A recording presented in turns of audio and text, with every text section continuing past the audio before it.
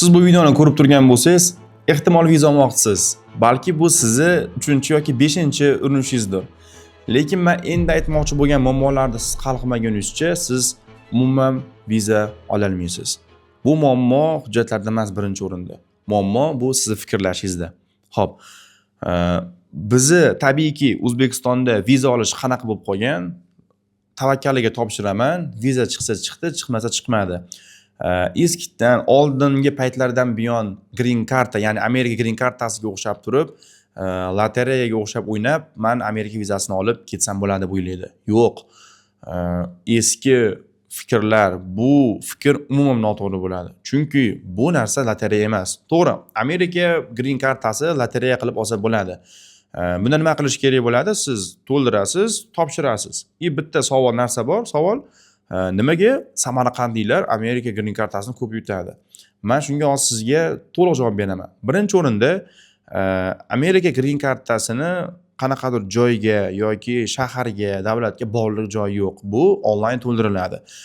Ko'pchilik savol beradi, green kartani Samarqandda o'ynasam, Samarqanddagi o'ynagan green kartam yutib chiqadi deb. Yo'q. Samarqandda green karta nima ko'p yutiladi? Birinchi o'rinda o'ynaydiganlar soni juda ko'p bo'ladi. Oldingi paytlardan buyon Samarqandda green card juda ko'p o'ynanadi. Solishtiraylik, deylik, Toshkentda 10 mingta odam green card o'ynadi, Samarqandda 100 mingta o'ynadi. Tabiiyki 100 mingtaning ichidan topilgan g'oliblar ko'proq bo'ladi Toshkentdagidan ko'ra. Chunki ularda o'zi o'yinchilarning soni ko'p. Shuni hisobiga Samarqandda green card ko'proq chiqadi. Xo'p, green cardani gapirdik. Lotereya o'ynalib ketiladi. Bunda hech qanaqa siz sababini qilmaysiz. Faqatgina anket to'ldirib turib, topshirib qo'yasiz, kutasiz. Men aytib turgan viza bo'yicha bu umuman boshqa narsa. Bunda plan bo'yicha, strategiya bo'yicha topshiriladi. Siz birinchi o'rinda o'sha bormoqchi bo'lgan davlatingizga, Amerika ham, Yevropa ham umuman farqi yo'q. Nima uchun bormoqchisiz? Qanaqa viza turi bilan? Turizmmi, biznesmi yoki talaba vizasimi yoki davolanish uchunmi? Yo balki ishchi viza uchunmi? Endi biz ishchi viza qilmaymiz umuman. Bormoqchimisiz? Shu narsalarni birinchi o'rinda aniqlab olishingiz kerak bo'ladi. Xo'p, aniqladik, bizda bor. Mana men Amerikaga talaba bo'lib bormoqchiman. Shundan keyin talaba bo'lib bormoqchiman. O'zi men talaba bo'lib borishimga konsul ishonadimi? Men nimalar qilsam konsul ishontira olaman borib qaytib kelishimga. Shuni haqida o'ylashimiz kerak bo'ladi. Bizda ham bitta narsa bor. Men Amerika elchixonasiga kirishimdan oldin eshitganman. Elchixonaga o'sha davlatni, ya'ni Amerikaga kirmoqchi bo'lsam, Amerika bayrog'ini tushirilgan futbolka kirsam intervyuga, menga konsul viza berarmish.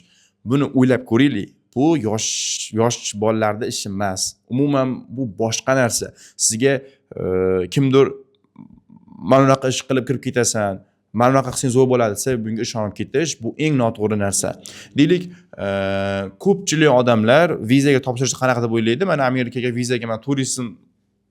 Deylik, mana Amerika vizasini men turistik vizasi topshirmoqchiman. Prosta kiraman, elchixona to'lovini to'layman, kirib turib topshiraman, bersa berdi, bermasa bermadi. Yo'q, bunaqa qilsangiz siz eng katta yo'qotadigan narsa elchixona to'laydigan pulingiz emas yoki dokumentlarda tayyorlagan pulingiz emas.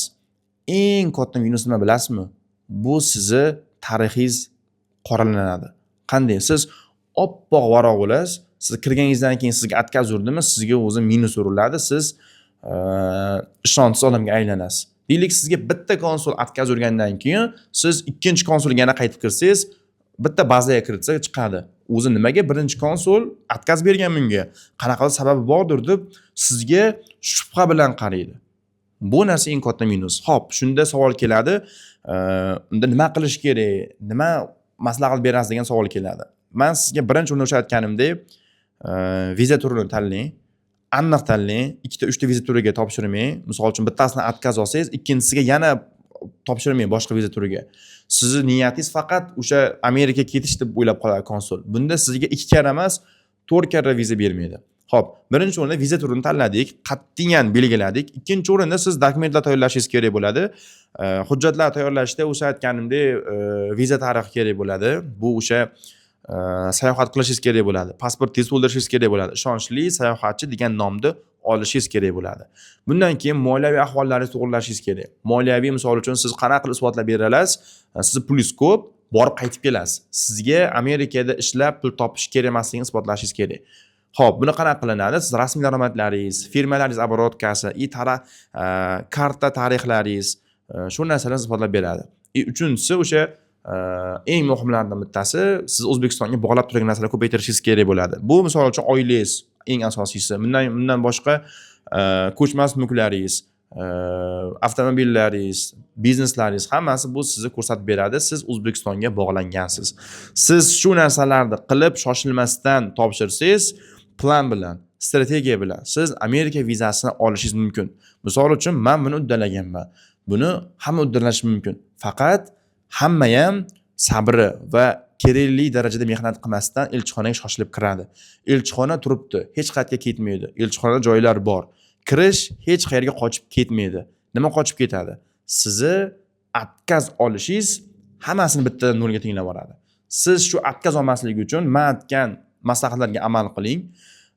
Iloji boricha siz ko'proq fokus qarating viza olishingizga. Men yaqinda zo'r savollar to'plamini yaratdim. Bu nima qiladi? Sizni Amerika vizasini olishingizni aniqlab beradigan kichkina savollar to'plamini desak bo'ladi. Siz agar bunga qiziqsangiz, Instagramdan profilimga kirib turib, direktdan plus belgisini qoldiring. Men sizga savollar to'plamini yuboraman.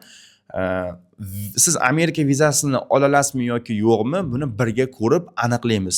Agar kamchiliklar bo'lsa aytaman, kamchiliklar bo'lmasa sizga aytiladi. Bu o'sha avtomatik chatbot bo'ladi. Keyin sizga biz bilan konsultatsiyaga bog'lanish uchun telefon nomer beriladi. Shundan keyin siz bilan batafsil gaplashsak bo'ladi. Sizlar bilan Muhammad Amin Islomov bo'ldi. 5 yillik viza ekspert. Siz bormoqchi bo'lgan viza olmoqchi bo'lgan davlatlarga borib kelganman, boshimdan o'tkazganman. Buni qanaqa qiyinligini va qanaqa mashaqqatlari borligini bilaman. Iloji boricha shularni sizga oson qilmoqchiman. Men niyatim shu.